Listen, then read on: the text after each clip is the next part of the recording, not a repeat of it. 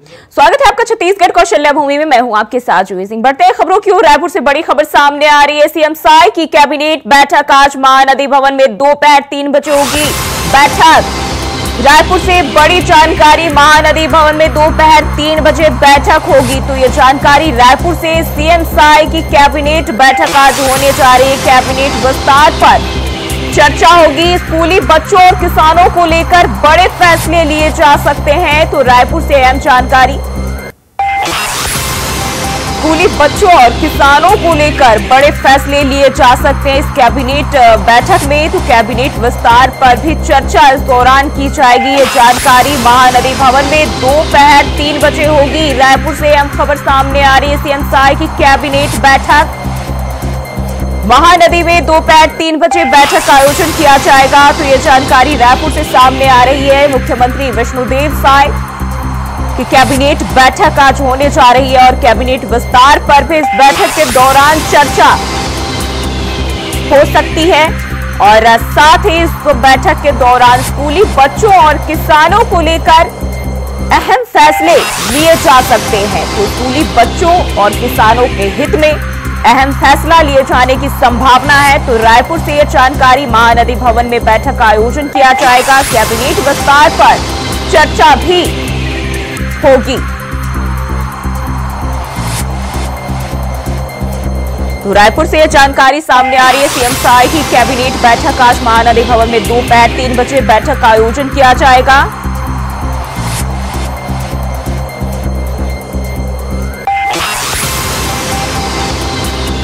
मुख्यमंत्री कैबिनेट बैठक करेंगे और इस दौरान उनके साथ साथ अन्य कैबिनेट मंत्री भी मौजूद रहेंगे। बताया यह भी जा रहा है कि इस दौरान कैबिनेट विस्तार को लेकर भी चर्चा हो सकती है। साथ ही स्कूली बच्चे और किसानों के हित में कुछ अहम फैसले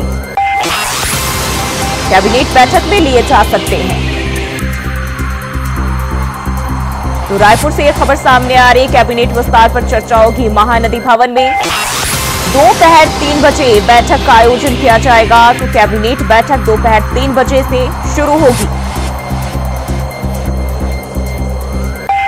और इसी खबर पर ज्यादा जानकारी के साथ रायपुर से मनोज शुक्ला हमारे साथ जुड़ चुके हैं। मनोज, मुख्यमंत्री विष्णुदेव साय आज कैबिनेट बैठक करने जा रहे हैं, क्या जानकारी मिल रही है?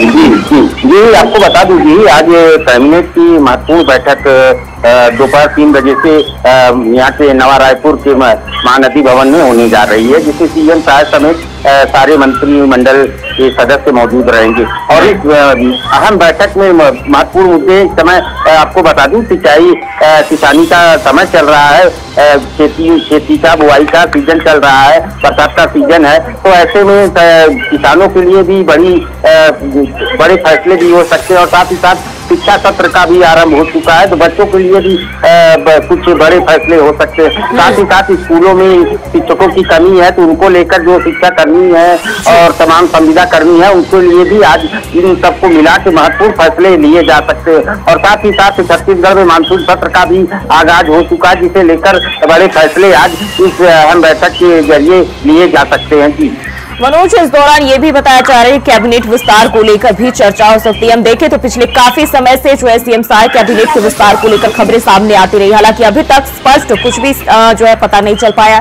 क्या जानकारी मिल रही है इसको लेकर? जी आपको बता दूं जी, काफी दिनों से अटकलें लगाई जा रही हैं कि यहाँ पे मंत्रिमंडल का विस्तार होना है। तो ऐसे में आज हो सकता है कि मंत्रिमंडल का, और विपक्ष भी मंत्रिमंडल को लेकर बार बार निशाना साध रहा है। तो ऐसे में कहीं न कहीं आज मंत्रिमंडल के लिए सीएम साय ने भी ये संकेत दिया है कि जल्द ही मंत्रिमंडल का विस्तार कर लिया जाएगा। और मानसून सत्र भी सामने है, जिसमें संसदीय कार्य मंत्री का होना भी महत्वपूर्ण माना जाता है। तो ऐसे में हो सकता है आज इस कैबिनेट बैठक में मंत्रिमंडल के गठन पर भी मोहर लग सकती है। जी और बात करें जो स्कूली बच्चे हैं, शिक्षा सत्र जो है शुरू हो चुका है, उनके हित में किस तरह के फैसले लिए जा सकते हैं, किस तरह की सुविधाएं शिक्षा को लेकर, क्या कुछ विकास के मद्देनजर फैसले लिए जा सकते हैं? जी आपको बता दूं जी कि छत्तीसगढ़ में स्वामी आत्मानंद स्कूल पूर्व की सरकार द्वारा खोला गया था, जिसमें शिक्षकों की भर्ती होनी थी। सरकार चली गई, उसके बाद बीजेपी की सरकार आ गई, तो ऐसे में शिक्षकों की कमी को लेकर संविदा कर्मी भी लगातार दबाव बना रहे हैं। तो कहीं न कहीं आज हुई कैबिनेट की बैठक में शिक्षा कर्मियों का सम्मेलन की बात भी हो सकता है, फैसले उस पर हो जाए, तो जो जरूरी भी माना जा रहा है। शिक्षा सत्र का आगाज हो चुका है, बच्चों के पढ़ाई में व्यवधान आ रहा है शिक्षकों की कमी के कारण, तो ऐसे में हो सकता है कि आज इस कैबिनेट की बैठक में शिक्षा कर्मियों के लेकर और शिक्षकों की भर्ती को लेकर बड़े फैसले सामने निकल कर आ सकते हैं। बिल्कुल मनोज, ये भी बताया जा रहा है कि इस दौरान कृषि के साथ साथ जो स्वास्थ्य सुविधाएं हैं इसको लेकर भी चर्चाएं हो सकती है और कुछ फैसले लिए जाने की संभावना है। इस समय बारिश का मौसम चल रहा है, तमाम बीमारियां जो है फैल रही हैं और ऐसे में शिक्षा स्वास्थ्य की जो यहाँ के अस्पतालों में भारी भीड़ देखने को मिल रही है। और शिक्षा मंत्री स्वास्थ्य मंत्री का कहना था कि हम कुछ बड़े फैसले जो है अस्पतालों को लेकर करने, दवाइयों को लेकर और अस्पतालों में सुविधा को लेकर और वहाँ पे भी नर्सों की भर्ती को लेकर, वार्ड बॉय की भर्ती की काफी चीजें रुकी हुई है वर्तमान की। अभी 6 महीने सरकार को हुई बीजेपी की, तो इस वजह से जो आज की कैबिनेट की बैठक मानी जा रही, सब चीजों के लिए महत्वपूर्ण माना जा रहा है। जी बहुत बहुत शुक्रिया तमाम जानकारी के लिए। तो कैबिनेट जो है कैबिनेट को लेकर चर्चा हो सकती है, कैबिनेट विस्तार को लेकर, और 3 बजे से महानदी भवन में कैबिनेट बैठक होने जा रही है।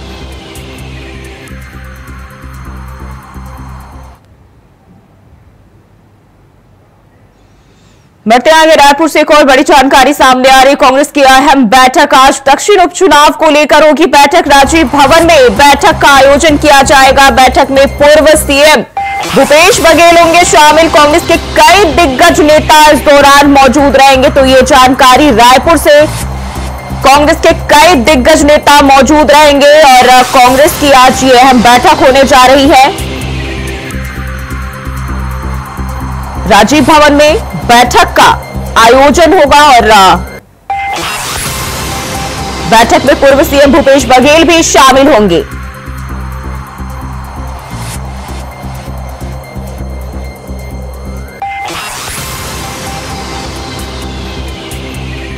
तो ये जानकारी रायपुर से सामने आ रही है और कांग्रेस के कई दिग्गज नेता इसमें मौजूद रहेंगे।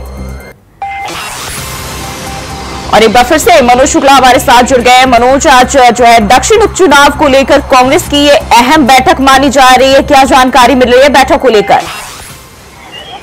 जी आपको बता दूं कि दक्षिण से विधायक थे ब्रिजमोहन अग्रवाल, जो अब सांसद बन चुके हैं। तो ऐसे में दक्षिण विधानसभा की सीट खाली हो गई थी और वहां उपचुनाव होने हैं। ऐसे में कांग्रेस की आज बड़ी बैठक मानी जा रही है प्रत्याशी के चयन के लेकर, और ये 2 दिन चलेगी ये मैराथन बैठक, इसको माना जा सकता है। और लगातार कांग्रेस जो है छत्तीसगढ़ में कांग्रेस लोकसभा चुनाव में पराजय का सामना करना पड़ा था कांग्रेस को लेकर, जिसे समीक्षा बैठकों का लगातार दौर चल रहा है। हार की समीक्षा की जा रही है और लगातार बड़े नेताओं को नेतृत्व में ये बैठकें हो रही है। तो ऐसे में माना जा रहा है कि जो आज की अहम बैठक है और आज भी है, कल भी इसमें मैराथन बैठक चल रही है। तो ऐसे में ये दक्षिण विधानसभा को लेकर, प्रत्याशी के चयन को लेकर ये बैठक हो रही है। जी, बैठक कब से शुरू होगी और क्या कुछ खास इस दौरान रणनीतियां बना सकते हैं, क्योंकि लोकसभा चुनाव में जिस तरीके से शिकस्त मिली है कांग्रेस को, कहीं ना कहीं कांग्रेस काफी सतर्क है। जी बिल्कुल जी। लगातार अब आपको बता दूं कि कांग्रेस जो है, जब से जो लोकसभा चुनाव में भारी शिकस्त का सामना कांग्रेस को करना पड़ा था, तो ऐसे में अब कांग्रेस लगातार छत्तीसगढ़ में बीजेपी सरकार को किसी न किसी मुद्दे पर लगातार घेरती नजर आ रही है। और माना जा रहा है, सिर्फ बात करें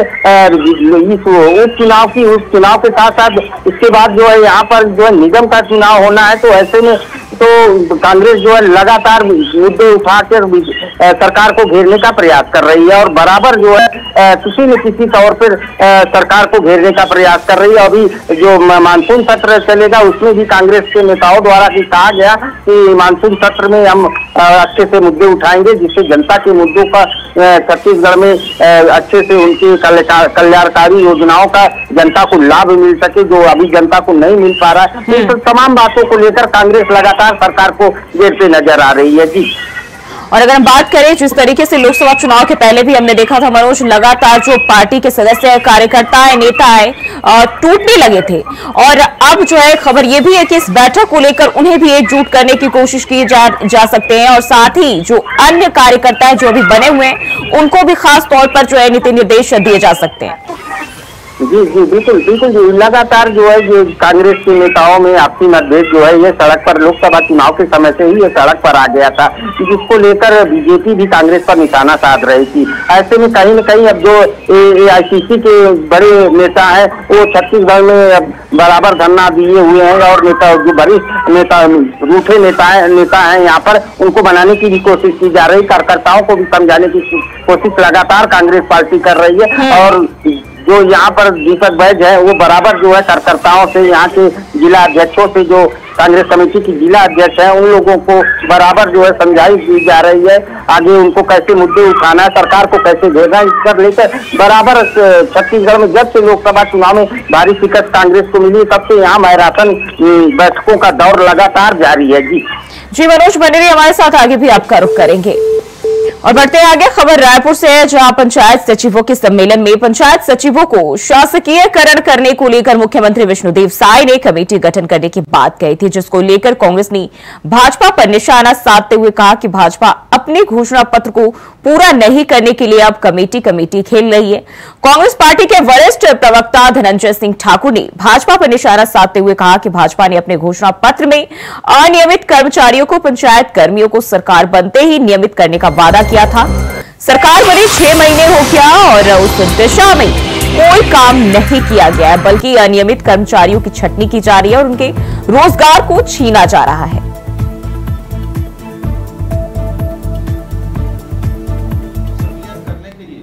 भाजपा ने अपने घोषणा पत्र में अनियमित कर्मचारियों को, पंचायत कर्मियों को सरकार बनते ही नियमित करने का वादा किया था।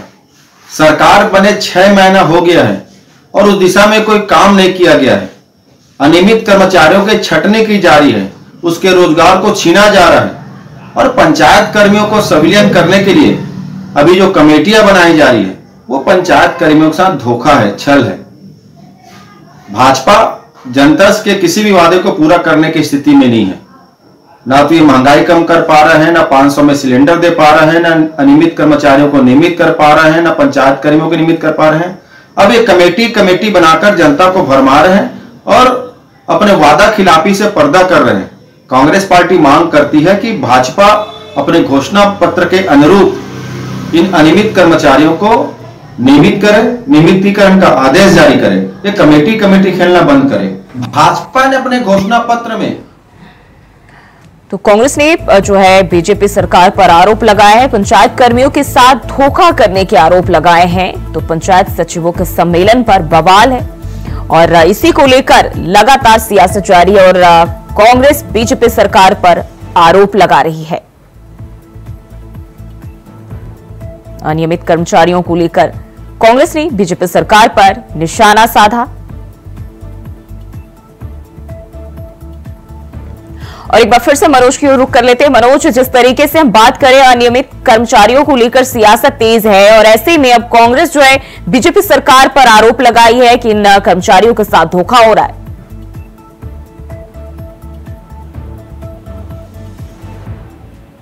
मनोज, आवाज मिल पा रही है आपको?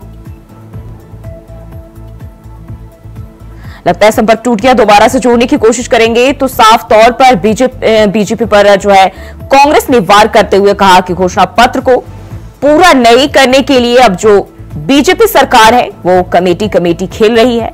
तो एक कांग्रेस पार्टी के वरिष्ठ प्रवक्ता धनंजय सिंह ठाकुर ने सरकार पर निशाना साधते हुए कहा है कि अपने घोषणा पत्र में अनियमित कर्मचारियों को, पंचायत कर्मियों को सरकार बनते ही नियमित करने का वादा किया गया था। हालांकि सरकार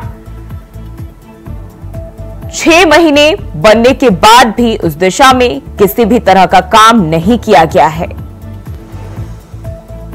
साथ ही उन्होंने ये भी कहा है कि जो अनियमित कर्मचारी हैं, उनकी छटनी की जा रही है, उनके रोजगार को छीना जा रहा है। तो ऐसा कांग्रेस ने आरोप लगाया बीजेपी सरकार पर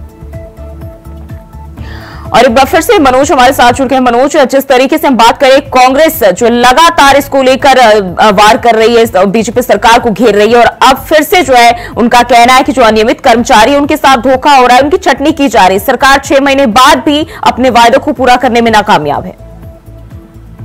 जी, आपको बता दूंगी कि अभी कुछ दिन एक दिन पहले की बात है कि विष्णुदेव साय पंचायत सचिवों के महासम्मेलन में गए थे।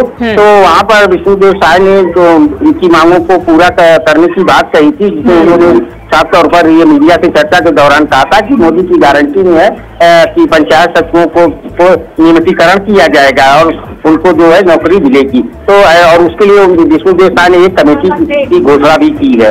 तो उसी बात को लेकर जो है कांग्रेस पार्टी बीजेपी को आड़े हाथों ले रही है कि बीजेपी के घोषणा पत्र में था पंचायत सचिवों का जो है निराकरण करेंगे, उनको जो है शासकीय सेवा में सम्मिलित करेंगे, और साथ ही साथ जो अनियमित कर्मचारी है उनको लेकर भी कांग्रेस निशाना साध रही। तो ऐसे में निश्चित रूप से कभी चुनाव का समय है, उस चुनाव होने हैं, उसके बाद नगरीय निकाय का चुनाव होना है, कांग्रेस कोई भी मुद्दा अपने हाथ से जाने नहीं देना चाहती और कांग्रेस उनके बीजेपी के घोषणा पत्र पर सवालिया निशान खड़े कर रही है। कांग्रेस के जो वरिष्ठ प्रवक्ता है धनंजय सिंह ठाकुर ने साफ तौर पर कहा कि बीजेपी अपने घोषणा पत्र से मुंह मोड़ रही है और सिर्फ कमेटी का खेल खेल रही है, अपने घोषणा पत्र पर पर्दा डाल रही है।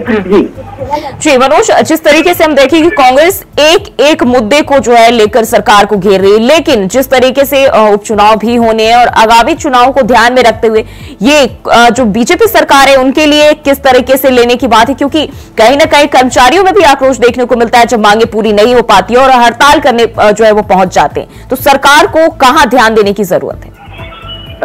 जी बिल्कुल जी, जिस तरह से अभी छत्तीसगढ़ में देखा जा रहा है कि कर्मचारियों में काफी रोष देखने को मिल रहा है। अभी यहाँ पर जो है पटवारी संघ भी धरना प्रदर्शन कर रहा है अपनी तमाम 32 सूत्री मांगों को लेकर। ऐसे में कांग्रेस को बैठे बैठाए हथियार मिल जा रहे हैं बीजेपी पर निशाना साधने के लिए। स्वाभाविक सी बात है, सामने उपचुनाव है और नगरीय निकाय चुनाव, बीजेपी भी ऐसे मुद्दों को जो है वो हाथ से जाने नहीं देना चाहेगी। और जो कमेटी का गठन हो गया, इससे लगता है कि जल्द से जल्द कमेटी द्वारा या तो कोई निर्णय लिया जाएगा पंचायत। जी मनोज, बहुत बहुत शुक्रिया आपका तमाम जानकारी के लिए। और अनियमित कर्मचारियों को लेकर जो है कांग्रेस ने निशाना साधा है बीजेपी सरकार पर। वहीं बढ़ते आगे, जिला कांग्रेस कमेटी गौरेला पेंड्रा मरवाही ने जिले में व्यापक समस्याओं के निराकरण को लेकर 1 दिवसीय धरना प्रदर्शन आयोजन सेमरा तिराहे में किया। धरना प्रदर्शन के बाद अपनी 13 सूत्रीय समस्याओं को लेकर जिला प्रशासन को ज्ञापन भी सौंपा। साथ ही समस्याओं का समाधान नहीं होने की स्थिति में आगे उग्र प्रदर्शन करने की बात कही। प्रदर्शन में जिले की प्रमुख समस्या अघोषित बिजली कटौती, लचर कानून व्यवस्था, राजस्व विभाग में व्याप्त भ्रष्टाचार, जल जीवन मिशन में व्याप्त भ्रष्टाचार, कलेक्टर कार्यालय में आम जनता के आवेदनों पर कार्रवाई, टीएल प्रकरण का निराकरण, रेत परिवहन के नाम पर ट्रैक्टर मालिकों से खनिज विभाग के द्वारा अवैध वसूली बंद किए जाए, दुर्घटना पर रोक लगाने संबंधी 13 प्रमुख समस्याओं के निराकरण के लिए सेमरा तिराहे में धरना प्रदर्शन किया, जहां राज्य सरकार और स्थानीय प्रशासन पर जमकर नारेबाजी की, जिसके बाद एसडीएम पेंड्रा रोड को कांग्रेस ने ज्ञापन सौंपा और अपनी 13 सूत्रीय समस्याओं का जल्द निराकरण करने का आश्वासन देने के बाद आने वाले 15 दिनों में व्यवस्था दुरुस्त करने की बात कही। जिले में व्याप्त समस्या है, बिजली कटौती अघोषित रूप से हो रही है, बिजली दर बढ़ गई है। 6 महीना पहले बिजली की व्यवस्था हमारे यहाँ बहुत अच्छी थी। आज ऐसे क्या हो गया, भारतीय जनता पार्टी की सरकार आने के बाद बिजली व्यवस्था पूरा चरमरा गया है। आज भी डुगरा में 4 दिन से लाइट नहीं है। रेता की समस्या, 6 विभाग, मतलब ट्रैक्टर एक विभाग से आरटीओ से छूटा तो यातायात से छूटा तो पुलिस से छूटा तो राजस्व छूटा तो फॉरेस्टर। इस तरीके से रेता के ट्रैक्टर, और मैं कहता हूँ जब काम नहीं कराए तो शासकीय काम बंद करवा दो, निजी काम एक आदेश जारी कर दीजिए और नहीं तो खदान इलाज करिए और एक उचित व्यवस्था बनाओ। तो उसमें जिला प्रशासन ने कहा है 13 बिंदुओं पे, सभी 13 बिंदुओं पे हमारे साथ बैठक हुई, सभी बिंदुओं में उन्होंने संज्ञान लिया। आज भी जिला कलेक्टर के प्रतिनिधि एसडीएम साहब ने सबके सामने बात कहा है कि हम विधिक पूर्वक बहुत जल्दी समस्या का हल कर रहे हैं, वो आपको इसका असर दिखाई देगा। और नहीं दिखाई दिया तो जो हम उग्र आंदोलन करने वाले थे उसको आज इनके कहने पे ये लोग क्योंकि कार्रवाई कर रहे हैं, उसमें काम कर रहे हैं, इसलिए आज हमने शांतिपूर्ण किया। ये तो हमारे अगले 15 दिन में फिर से उग्र आंदोलन तैयार है। और वहीं बस्तर में अपराधियों के हौसले इस कदर बुलंद है कि दिन दहाड़े शहर के मुख्य बाजार में चाकूबाजी की घटना को अंजाम दे रहे हैं और ग्रामीणों में हफ्ता वसूली कर रहे हैं। एक युवक ने जब हफ्ता वसूली का विरोध किया तो 3 लोगों ने युवक पर चाकू से जानलेवा हमला कर दिया और डंडों से बुरी तरह से पीट दिया। हालांकि युवक ने भी इन तीनों युवकों की जमकर पिटाई की। इसके बाद इसकी रिपोर्ट कोतवाली थाने में दर्ज कराई। पुलिस ने इस मामले में 2 आरोपियों को गिरफ्तार कर लिया है। एक आरोपी अभी भी फरार है।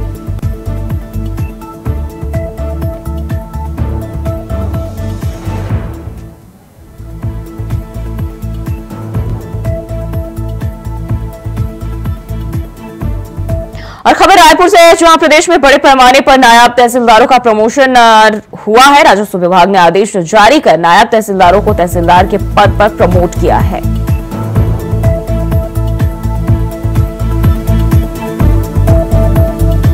राजस्व विभाग का यह बड़ा फैसला।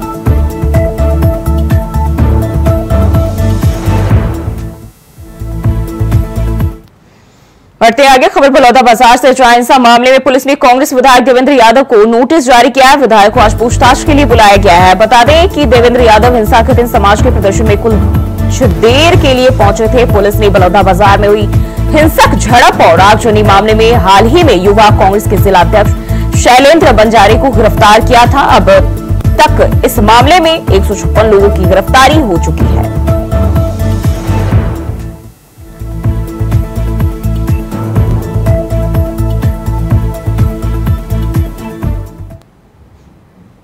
बढ़ते आगे खबर रायगढ़ से, जो अग्निवीर भर्ती की लिखित परीक्षा में चयनित हुए जिले के अभ्यर्थियों को मार्गदर्शन देने वित्त मंत्री ओपी चौधरी और उनके बीच पहुंचे। ओपी चौधरी ने बताया कि लिखित परीक्षा के बाद फिजिकल टेस्ट काफी जरूरी पड़ाव है और इसके लिए सही ट्रेनिंग भी जरूरी होती है। जिला प्रशासन द्वारा ट्रेनिंग की व्यवस्था की जा रही है, इसका पूरा लाभ उठाएं और चयन परीक्षा में अपना 100% दें। आपको बता दें कि दिसंबर महीने में रायगढ़ में अग्निवीर भर्ती का आयोजन होने जा रहा है।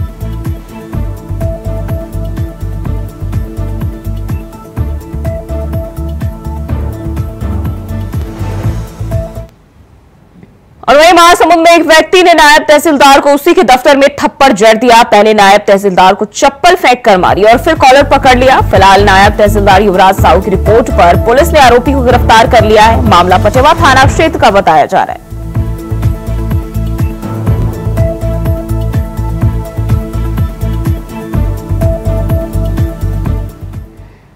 और खबर बलौदाबाजार से, जहां कलेक्टर दीपक सोनी ने कई विभागों के कार्यालयों का आकस्मिक निरीक्षण किया। इस दौरान जिला खाद्य अधिकारी विमल दुबे, श्रम पदाधिकारी आजाद सिंह पात्री, मुख्य कार्यपालन अधिकारी अंत्यवासाई मनहरन कोसले, खनिज अधिकारी अवधेश बारिक और प्रबंधक खादी और ग्रामोद्योग गोरेलाल रात्रि कार्यालय में अनुपस्थित पाए गए, जिन्हें कारण बताओ नोटिस जारी करने के निर्देश दिए गए हैं।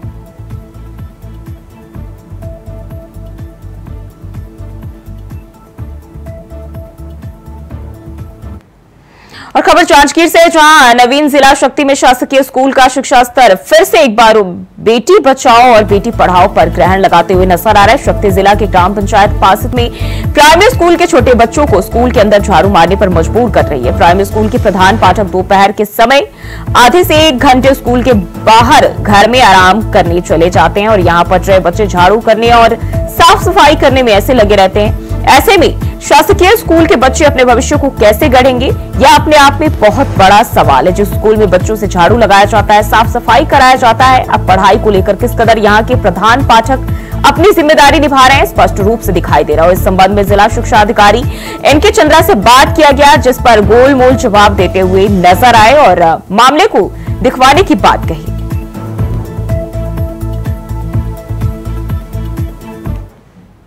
और छत्तीसगढ़ को शल्य भूमि में फिलहाल के लिए बस इतना ही। खबरों के लिए बने रहिए इंडिया वॉइस के साथ।